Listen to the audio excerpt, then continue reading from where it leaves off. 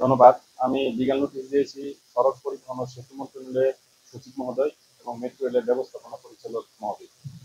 স্বীকৃতি দিয়েছি এই জন্য, আপনারা জানেন গত পরশুদিন Abul Kalam Azad metro rail bearing এর পেড করে ঘটনাস্থলেই নিহত হন।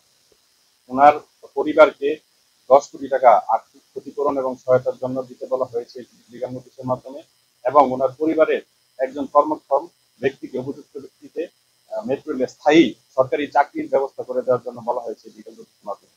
আমি মনে করি মেট্রো রেল কর্তৃপক্ষ এবং সড়ক পরিবহন ও সেতু মন্ত্রণালয় এটার জন্য সরাসরি দায়ী। তাদের অবহেলা এবং তাদের নেগলিজেন্সির কারণে এই দুর্ঘটনাটি ঘটেছে। আপনারা জানেন ইতিপূর্বেও 2020 সনে এরকম একটি ঘটনা ঘটে একজন নিহত হয়। ধন্যবাদ। যেহেতু মেট্রো রেল একটি গণপরিবহন, এখানে জনস্বার্থ নিহিত, উনি যদি এই লিগ্যাল নোটিশের প্রেক্ষিতে যদি আমার দাবি না মানেন, তাহলে আমি পিআইএল পাবলিক লিটিগেশনে যাব। আমার দাবিগুলো হলো যে এই আবুল কালাম আজাদ, ওনাকে সরকারের পক্ষ থেকে বলা হয়েছে 5 লক্ষ টাকা ক্ষতিপূরণ এবং সহায়তা দেওয়া হবে, যেটা তার পরিবারের জন্য অবমাননাকর এবং লজ্জাজনক।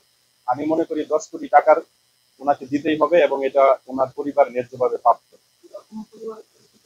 না, আমার সাথে যোগাযোগ করে নাই, যেহেতু আমি বলেছি যেহেতু এটা গণপরিবহন, জনস্বার্থ নিহিত, সুতরাং আমি স্বপ্রণোদিত হয়ে নোটিশ প্রেরণ করেছি। এটা উত্তরণের উপায় হলো, এরা যদি ওনাদের যে দায়িত্ব, ওনারা দায়িত্বশীল ব্যক্তিবর্গ যারা আছেন, এই দায়িত্ব থেকে যদি এটি নিয়মিত পর্যবেক্ষণ করেন এবং এক্সপার্ট দিয়ে এটা পরীক্ষা নিরীক্ষা করেন, তাহলে আমার মনে হয় এই ধরনের সমস্যা ভবিষ্যতে ঘটবে না। কিন্তু ওনারা ওনাদের দায়িত্ব ঠিকমতো পালন করে না বলে আমি মনে করি। আসলে এটা আসলে মানে কোন সরকার দায়ী বা কি সেটা আমি বলতে পারি না। আমি মনে করি যখন যে দায়িত্বে থাকবেন, দায়িত্বে থাকা অবস্থায় যদি ওনারা এটা ওনাদের দায়িত্ব ঠিকমতো পালন না করেন, তাহলে এটার দায়ভার তাদের উপরেই পড়বে। এই পয়েন্টটা হচ্ছে ভিন্ন বিষয়। এই পর থেকে আমি ওনাদের কাছে অন্য একটা নোটিশ প্রেরণ করতে পারি বা আবার অন্যান্য দরখাস্ত দিতে পারি, কিন্তু এটা যেহেতু একটা স্পেসিফিক একটা ইনসিডেন্টের জন্য আমি চেয়েছি, সুতরাং এখানে আমি এটাই উল্লেখ করেছি, আমি অন্য কোনো বিষয় এখানে আনি নাই।